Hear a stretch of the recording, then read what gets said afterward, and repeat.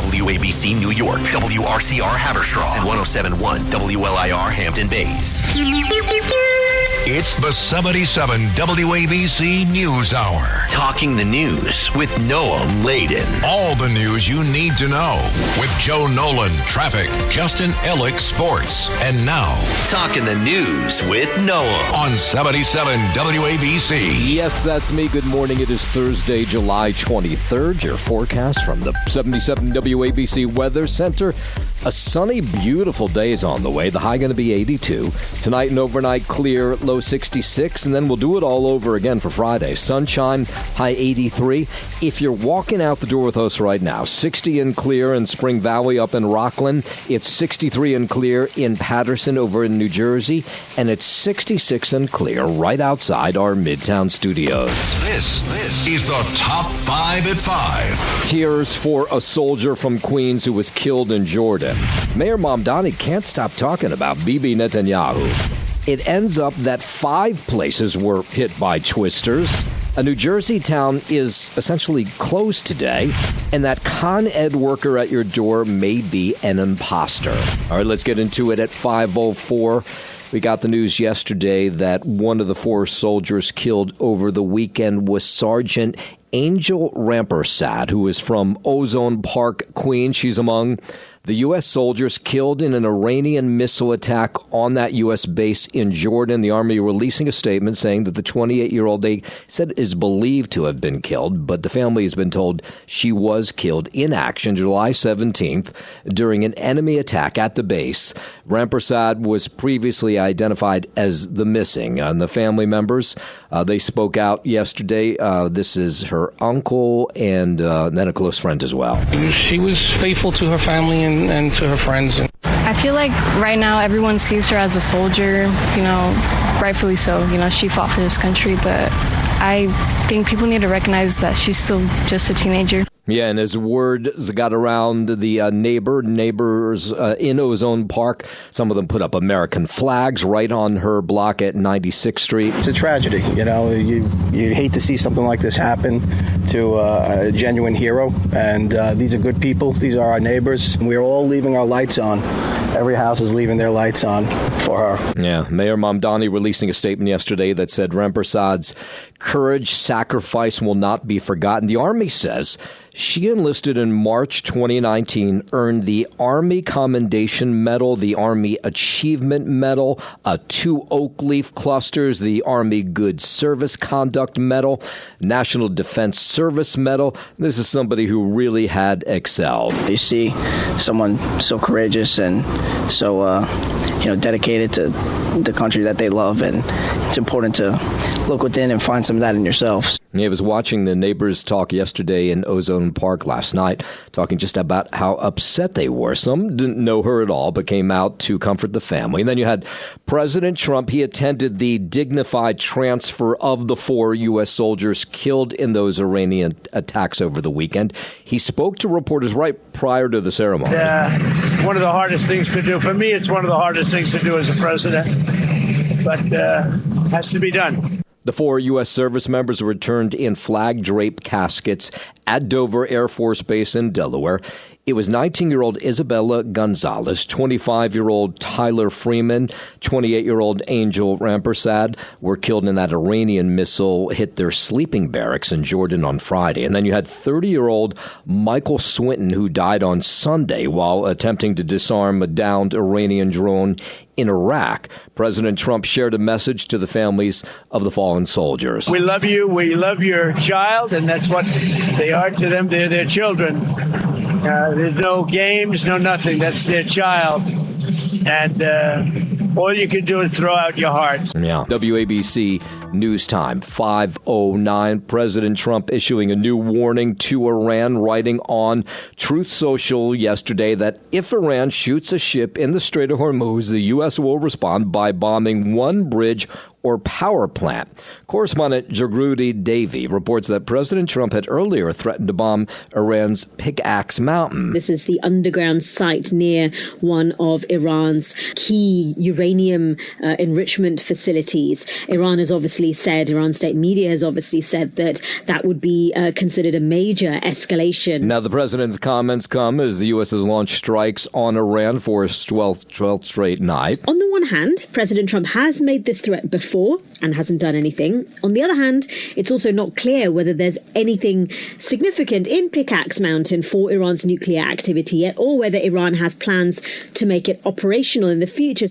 As Marco Rubio, the U.S. Secretary of State, said at the ASEAN meeting in Manila, the U.S. doesn't want Iran to have control over Hormuz, being able to exact tolls, for example. And this shows the leverage that Iran has over that waterway. And there is no movement so far on a 10-day ceasefire that's being advanced by some mediators in Pakistan. Marco Rubio talking about that as well yesterday. We remain open to diplomacy. We remain open to working it out in a negotiated way. But right now, they don't seem to be serious about that. And so we're going to continue to protect shipping.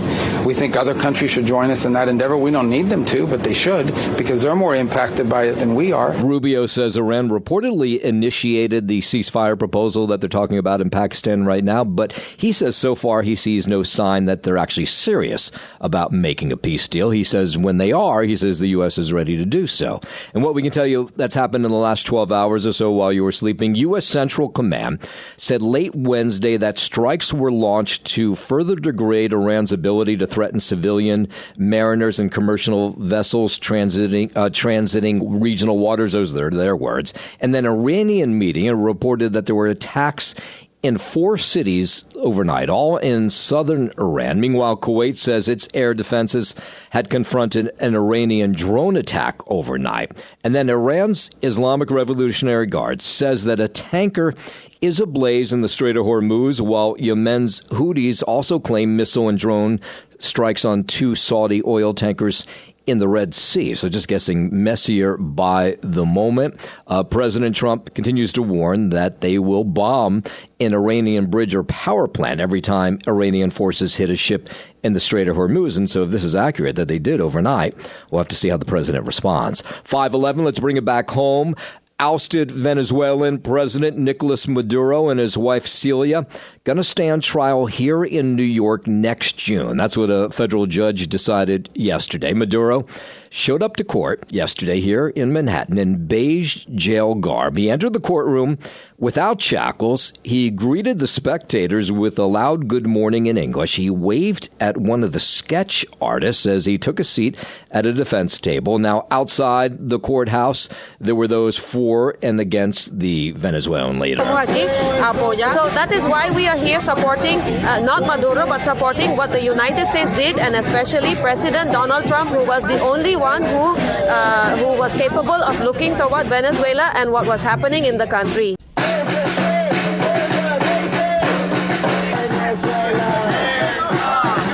Man, some of the protests outside. Maduro took notes during the brief hearing, and Judge Alvin Hellerstein granted him a few minutes to huddle with his lawyers after it all concluded. I'm out here today to demand the release of President Nicolas Maduro and First Lady Celia Flores, and to demand the U.S. takes its hands off of Venezuela. The United States does not have the interests of the Venezuelan people in mind. All it wants is the oil. It wants the natural resources. That's all it's interested in. So we stand in solidarity with the people of Venezuela. Now, Maduro pled not guilty to narco-terrorism yesterday, drug trafficking charges. His defense attorney signaled yesterday that he would challenge the government's indictment based on an argument that Maduro is immune from prosecution because he was the leader of a sovereign nation. 5:13, Tropical Storm Bertha churning over southern Louisiana. Louisiana Governor Jeff Landry was urging residents yesterday to remain vigilant, even as Bertha has lost a fair amount of strength. Even a weaker storm can produce dangerous rainfall, localized flooding, and hazardous travel conditions. Yeah, we were watching on as Bertha crawled into southern Louisiana yesterday, making landfall. Packed tracking strong winds far, though, from its center after closing beaches from the Florida Panhandle to Mississippi. National Hurricane Center says Bertha made landfall in the afternoon. Landry, the governor, was warning people just to take care, even though this was not as bad as originally predicted. It doesn't take a major hurricane to do major damage in communities in Louisiana. So today's forecast is encouraging, but it doesn't mean that we should be complacent. And the windstorm surge, they were the main threats for the deep south. Parks, piers were closed up and down the coast, as were some low-lying areas. The storm moving this morning towards Texas. 5:14, while we're talking weather, it's the heat in California, just incredibly hot in Southern California, and it's the start of a heat wave that's going to last until at least next Monday. This is more oppressive type heat for a prolonged period of time and not that extreme heat that we can get this time of year. Meteorologist Dr. Robbie Monroe there with the National Weather Service. He expects temps will be about 108 just north of Santa Barbara. Down in San Diego, they'll see temperatures they don't normally see, close to 100. Warm overnight lows for many areas, so not a lot of relief for the heat, especially in those evening time frames. Yeah, and he says it's going to be hot for a while. Heat building through Thursday and then continuing through at least Monday. And,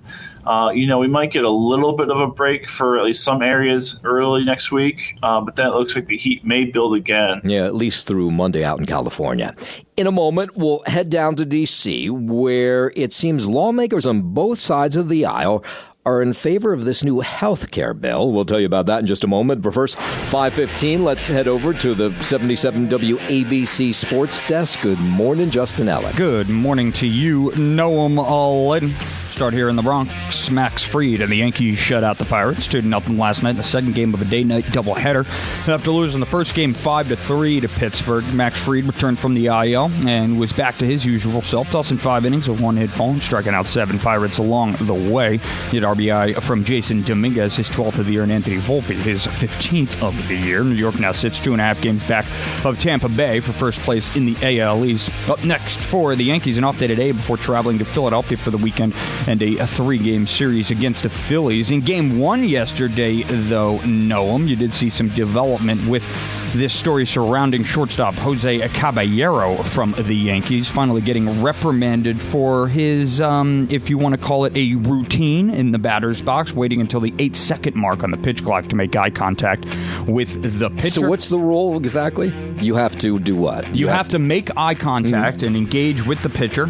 It's basically a telepathic communication towards the pitcher to say, we're ready to go here. Okay, and it's an acknowledgement. And you have a certain time frame? There's a clock ticking? You have to do it by the 8-second mark of the pitch clock. And so he's been waiting till the 8th second? Right at the 8-second mark. So like is that the very last possible second? That's legal among the rules? It was technically within the confines of the rules, but the MLB, which they have every right to do, cracked down on it. I mean, this is a new rule with the pitch clock, with the making the eye contact, so there's going to be some growing pains. There have been since this rule has been implemented, and there will continue to be.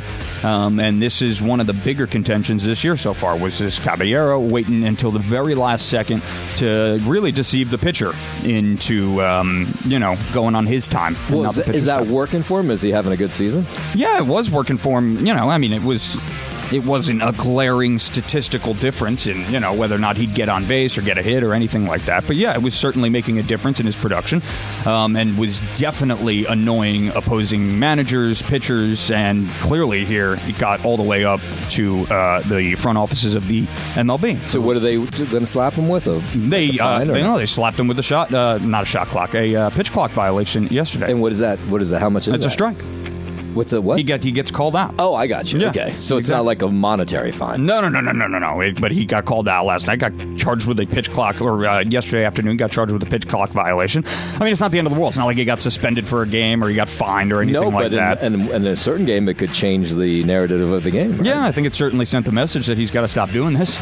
So what did he do? He just walk back to the dugout? Yeah. He didn't take his bat and throw it on the ground or anything like that? No, he didn't go beat up the umpire with his baseball bat. But, there was obviously obviously some pushback. They argued. The hitting came out. Yeah. The hitting coach for the Yankees did get ejected thereafter. But it wasn't an Aaron Boone. This was a big deal. Yeah, it wasn't. Of course. Well, of course, somebody's going to get ejected after your shortstop gets called on a pitch clock violation for something that technically is within the rules.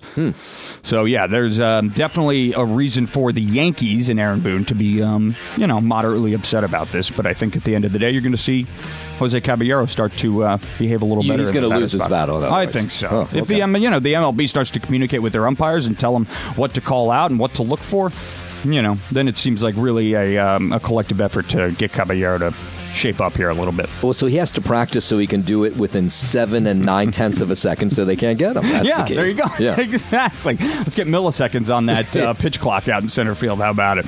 And out in Milwaukee, the Mets lost 4-3 in last night's rubber game series finale, dropping 2 of 3 to the Brewers in the process. Marcus Semien and Brett Beatty homered for the Mets, who were last in the NL East. Starter Christian Scott struck out 6 and allowed 3 runs, 4 hits, 3 walks, and 3 2/3 innings. Up next for the Mets, an off day today before tomorrow night's series opener against the visiting Los Angeles Dodgers.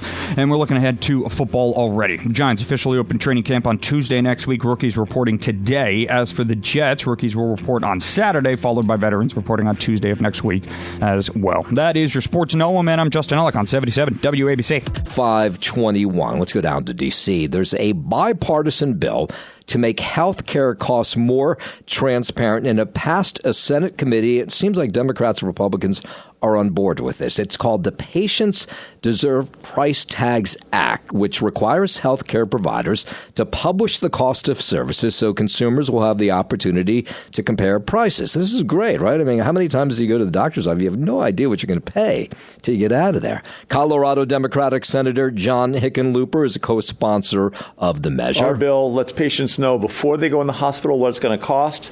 There are itemized receipts that's specified. Employers will have negotiating power. Now, you have senators on both sides of the aisle say the current system is an aggregated monopoly where there's no price transparency at all. And they say with this bill, that would add. Patients do deserve price tags as opposed to surprised bills. Our bill forces transparency. It forces competition. Republicans on board with this, like Senator Bill Cassidy. He's chairman of the Health, Education, Labor, and Pensions Committee, and he's confident this bill will pass. If we hope to decrease the cost of health care, and therefore the cost of health insurance, and therefore less out-of-pocket for the patient, it begins with price transparency. It's not the end of the story. It's certainly the beginning of the story. Yeah, you got to start somewhere. The senators say if Americans don't know the cost, there's no way to lower them. A similar bill has already passed in the House. While we're down in D.C., there's a bipartisan push, and has been for months, maybe it's more than that at this point, to save AM radio in new vehicles. Several large manufacturers argue that AM radio is becoming less necessary, citing rising costs and declining listenership. No doubt if you listen to us, you know that AM radio is incredibly important, not just because we give you lots of news and information, because we're entertaining as well. The AM Radio for Every Vehicle Act would require automakers to keep AM radio receivers in all new passenger vehicles. The Oklahoma Broadcasters Association, one of many, on board with this, and they explain why these radios continue to be, AM radios, incredibly important. It really is about security, whether you have tornado alerts, severe fire alerts, anything that needs to come across to alert the public, it all originates through AM radio. Yeah, and again, we're entertaining. At least I think most of us are anyway. President Trump says he would sign the legislation. He's just waiting for Congress to pass it. President Trump giving a campaign-style speech with the midterms fast approaching. He was in Marietta, Georgia yesterday at a local high school there. One of the many issues President speaking about was his investment program called Trump Accounts, and he says it's as hot as a pistol. And under this groundbreaking new policy, every American child gets a tax-free investment savings account that can grow over the course of their childhood and be used for them when they reach 18 or 21. Great idea, by the way. The president touching on immigration, Iran, as well as he spoke to his supporters in Georgia. These accounts will reach hundreds of thousands of dollars for these young people by the time they get to, let's say 18, let's say 21, but by the time they're just young adults, they could be worth hundreds of thousands of dollars, most likely will be. Huge money. 524 Secret Service says they are ramping up security for the rescheduled White House Correspondents' Dinner. It's taking place on Friday. That follows, you'll remember, the assassination attempt at the original event back in April at the Hilton. Secret Service Director Sean Curran acknowledging that global instability, he says, is playing a part in the agency's threat profile ahead of this event on Friday. Just generally speaking, we are in a heightened level of a threat environment right now. It's no secret. There are things happening around the globe that are always going to impact, how we move, and that's how we evaluate, what our security plan is going to be. Friday's dinner will be held at the Waldorf Astoria instead of the Washington Hilton. There will be a shorter guest list, and you can imagine the security will be much more enhanced. We'll always evaluate every plan, just like we do every site. So if the example, the president goes to the same site 100 times, we will send an advance team there 100 times, because things change, the environment changes, the actual footprint will change. This all comes after 31-year-old Cole Allen, who's from California, accused of sprinting through security with guns and knives in an attempt to assassinate the president at the original dinner back in April. Thankfully, there was a number of police officers who tackled him before he could get inside that ballroom. Out to California at 526, the governor there, Gavin Newsom, standing by his order for state workers to return to the office. Can you imagine? They're still in California. You can work from home. Not many two places you can do that still. But they're fighting back. The unionized workers say they don't want to go back to the office. But Gavin Newsom, the governor there, says no. At least 4 days a week you got to be in office now. You get 3-day weekends. You still do. 4 years ago that would have been a triumph. Now it's some burden. So respectfully, I have a different point of view. Some employees say their workplaces are not ready, with problems like lack of space and parking. But the governor says office work benefits employees and communities, and he disagrees that the mandate is too demanding. Can you imagine too demanding to be 4 days in office? He says in-person work builds relationships and helps downtown businesses. He's absolutely correct about that. While we're in California, the Republican candidate for governor in California now focusing his campaign on voters who are unhappy with President Trump. Republican Steve Hilton says he knows he has a problem with some who say they won't vote for a Republican because they're connected to the president, who's kind of unpopular now. So the former Fox host calls himself a problem solver. And in some new ads that are beginning to air, he says, look, yes, I'm a supporter of Donald Trump, but you don't have to be to support me because I want to radically change the way California's run. I get it. Maybe you hate Trump, MAGA, whatever. But life here has become impossible for anyone who isn't already rich. We are going to fix that. Yeah, so he says you don't have to like Trump to vote for him. This comes as a recent poll finds that 61% of likely California voters support Javier Becerra, that's the Democrat, while 36% support Hilton in the upcoming election. That's in November. It's the 77 WABC News Hour. Talking the news with Noam Laden. All the news you need to know with Joe Nolan, traffic, Justin Ellick, sports. And now, Talking the news with Noam on 77 WABC. Yes, that's me. Good morning. It is Thursday, July 23rd. Your forecast from the 77 WABC Weather Center. Sunny, beautiful day on the way. The high going to be 82. Low humidity. Tonight and overnight clear. Low 66, and then Friday's much like Thursday. Sunshine, high 83. If you're walking out the door with us right now, so happy you are. It's 60 clear in Spring Valley up in Rockland. It's 63 and clear in Patterson over in New Jersey. And it's 66 and clear right outside our Midtown studios. 542. Okay, we're finding out there were a lot more twisters on Tuesday than we had initially told you. In fact, inspectors with the National Weather Service were out yesterday confirming at least 3 tornadoes touched down in North Jersey after Tuesday's severe storms. Officials confirmed the one in Stanhope that we knew about. And none we didn't know about was in Mount Olive. A third one in Pine Brook. They were all EF1 tornadoes, which EF1s are anywhere from 86 miles to 110 miles per hour. that can pull your roof off. That can take mobile homes, pick them up and put them in another place.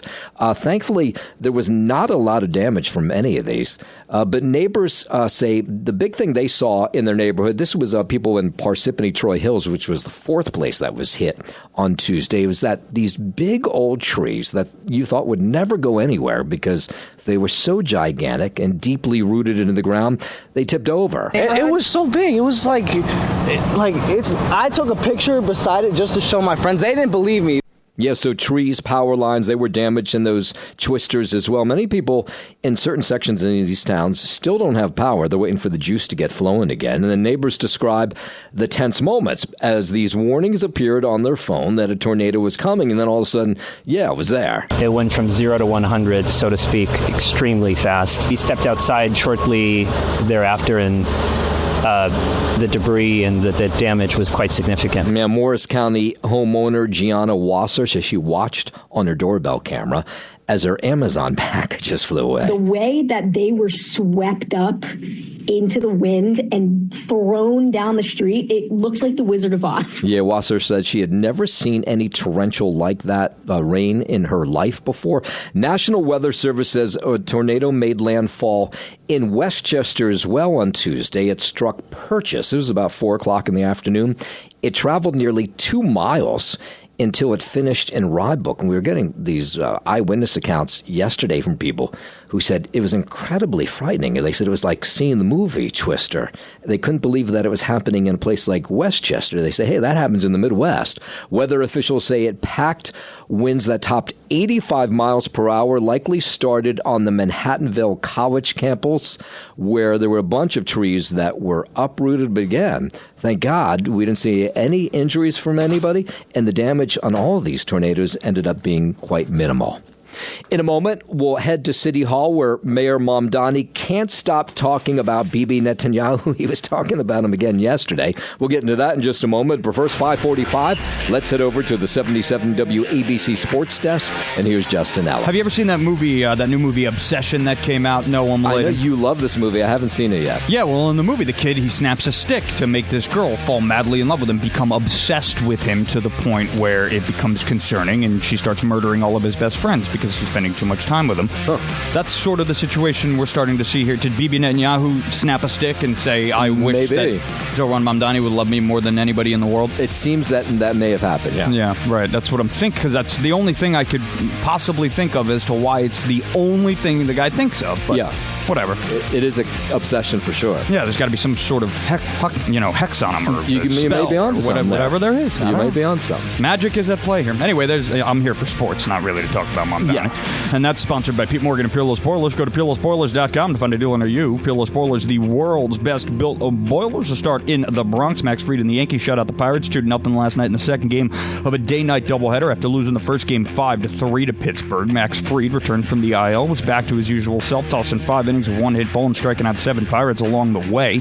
He had RBI from Jason Dominguez and Anthony Volpe taking care of the Yankees' offense there. They now sit 2.5 games back of Tampa Bay for first place in the AL East. Up next for the Yankees, an off day today before traveling to Philadelphia for the weekend and 3-game series against the Phillies. Shortstop Jose Caballero, he was targeted in Game 1 by Major League Baseball for some pest control, if you will, sparking yet another squabble between Caballero and the league, wary of his routine of waiting to acknowledge the pitcher just before the pitch clock reaches 8 seconds. MLB told umpires yesterday his regimen amounted to deception. Plate umpire Quinn Wolcott charged Caballero with a pitch clock violation in the 6th inning of Game 1 that led to a strikeout and the ejection of hitting coach James Rowson, as New York did lose that Game 1 of that doubleheader, as previously mentioned, 5-3. So we'll see if Caballero shapes up here when he comes into the box. Out in Milwaukee, Mets lost 4-3 in last night's rubber game series finale, dropping 2-3 to the Brewers in the process. Marcus Semien and Brett Beatty homered for the Mets, who are last in the NL East. Starter Christian Scott struck out 6 and allowed 3 runs, 4 hits, and 3 walks in 3 2/3 innings. Up next for the Mets, an off day today before tomorrow night's series opener against the visiting LA Dodgers. And we'll check in on the NFL. Giants officially open in training camp on Tuesday next week. Rookies reporting today. And as for the Jets, rookies will report on Saturday, followed by veterans reporting on Tuesday of next week as well.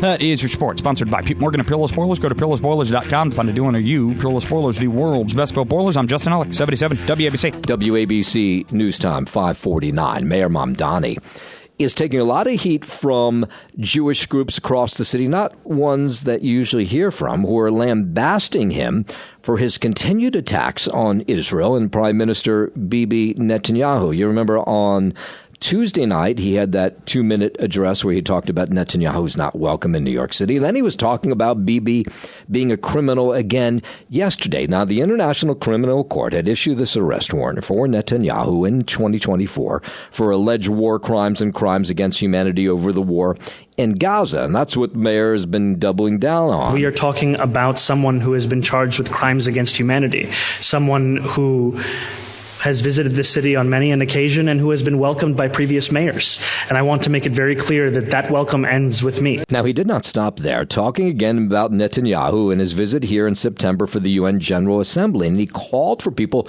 to come to the streets to protest against Netanyahu when he arrives here for the General Assembly. There is, in fact, a rule of law across the world where there are crimes that are so grave that they offend all of humanity. And I believe that we should hold those who perpetrate them accountable. And I can also look at Benjamin Netanyahu and see the way that he has orchestrated this genocide and also deem him to similarly be a war criminal. Now, there were a bunch of Jewish organizations, and these are not necessarily political organizations, that really came out after Mamdani saying that he's making it unsafe for the Jewish community. Was a constant talk about Bibi Netanyahu. In fact, one of them, the Simon Wiesenthal Center, saying that this is a profound misuse of the office that's entrusted to the mayor by all New Yorkers. And they told him just, basically, stop already, shut up. And they said a group accused Mamdani of repeatedly singling out Israel while using the prestige of his office to legitimize rhetoric that further isolates the Jewish states and will likely deepen divisions here at home for the Jewish community. And then you had the UGA. That's the largest Jewish organization in New York City, the United Jewish Appeal. They came out with a statement yesterday, too. Now, I will point out, these organizations that normally keep quiet about this stuff, but they can't help themselves because they can't believe what's going on. So here was the UJA yesterday. We ask that the mayor stop his relentless and singular focus on the only Jewish state of Israel.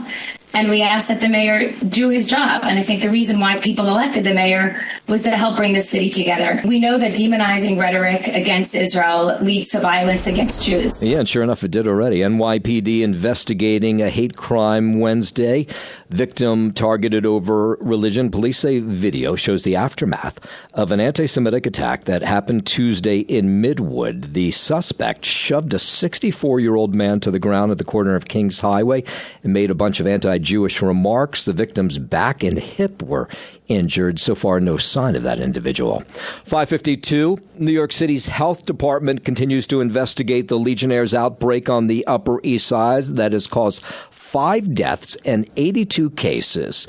Now, the health department pushing back big time against Council Speaker Julie Menon, who says that City Hall's done a terrible job of handling this. So yesterday, they put out their own people. The health commissioner, Dr. Alistair Martin, says there's been no cases over the last week, and he says City Hall's done a fine job. Our job now that we've eliminated the source, is to identify specifically which tower caused this cluster. So that's the work ahead of us. Health officials believe all sources of the bacteria have been eliminated after cooling towers were disinfected on 33 buildings that tested positive for the Legionella bacteria. You had the council speaker saying they should just clean out all of the tanks, and she still doesn't understand why they didn't do that. We will not rest until each and every New Yorker is living the public health that they deserve. Every single one of those deaths for us underscores the importance of identifying the source and eliminating the source that caused this investigation in the first place. Yeah, so you got the city council is going to do a full investigation of City Hall's response to the Legionnaires' outbreak come September. Out to New Jersey at 5:53, the town of Edison is essentially closed today. This is sort of a strange story. So they can't decide and can't get a vote on the city budget because there are some city council members who say they don't like the way the money is being spent. And they walked out on a vote for the budget. And so because this budget did not pass, the town of Edison, which is big, by the way, if you're not familiar with it, it's not a small town, they had to furlough 360 workers yesterday, including 10 police officers. And that could increase to 54 officers today if there's not a rapid resolution. Now, one of the council members who walked out on this budget hearing causing all of these furloughs is Richard Breschler, and he says, or Brescher, and he says he doesn't like what he's seen in this budget, and he wants answers to how some of the money is being spent. Some of the simple things I was asking for was the bills for Easy Pass, right? Total amount of fuel gallons that you bought for the last 2 years, and then the year from the prior administration. And then you had some people in Edison who were just trying to do basic stuff at City Hall, and they were turned away yesterday. Everything's canceled, so I need to figure out a new mode of childcare. Yeah, and the Edison police chief, he says this is not good. He had to furlough some officers, and he's worried about furloughing more. I tried to, tell them, listen, this is a speed bump, but this is certainly an extraordinary circumstance, and I fully believe that Thursday the council will come together, take care of what needs to be taken care of, and get these officers back on the street. Yeah, we'll have to wait and see. The mayor there, Sam Josie, is calling for an emergency meeting tonight. The council needs 5 votes for the temporary appropriations budget to pass. What's happened before is that not all those members that were needed in public, in person, to vote ended up showing up. So that's why they weren't able to pass that. And we told you earlier this week about this Muslim school that wants to open in the Long Island hamlet of Bayshore. They want to take over a Catholic boarding school. It was a Catholic boarding school from the 1920s until 1972, and more recently had served as a home for Catholic priests. Well, they bought this piece of property, this organization called the United American Muslim Association, and now they want to turn it into a Muslim boarding school. Well, there was a zoning meeting about this on Tuesday where about 500 people showed up. And then over the last 24 hours, people have put up signs on their lawn who oppose this religious complex. And they say it's strictly on a zoning issue. Here are some members of the community. So much traffic right here on the main road. I think it would be atrocious for the community. We don't want 120 high school kids living here. Now, the town says it has no comment on pending land use applications, which is what they're debating. The Historical Society says that nothing will change about this property, and the only thing that'll change is the faith of those using the religious center. So there are people pushing back, but neighbors say, again, they say it has nothing to do with the fact that they're Muslim. They say that just they don't like the fact that this is going to be a full-on boarding school again. They wanted to put a senior center here, and we didn't want that due to the density and the more traffic and all the problems that came with it. This is a boarding school. It has the same problems. And for the first time, we're hearing from members of the Muslim Association that want to build this school. They say, you shouldn't be fearful of us. We just want to build a school. They don't need to afraid nothing. People come here like for pray. This is for our future generations, for good for our kids. Yeah, so the town held a public hearing on a proposed boarding school. Bayshore zoning board meeting, and they have not made a final decision on that proposal. Thanks for listening to the News Hour with Noam Laden. You can hear the News Hour with Noam Laden weekday mornings at 5 on 77 WABC. If you like the podcast, share it with your friends and listen anytime at WABCRadio.com and download the WABC Radio app. Hit that subscribe button on all major podcast platforms. Plus, follow WABC on social on Instagram, TikTok, Facebook, and X. See you next time for a new episode, so you never have to wonder, what the heck is going on here?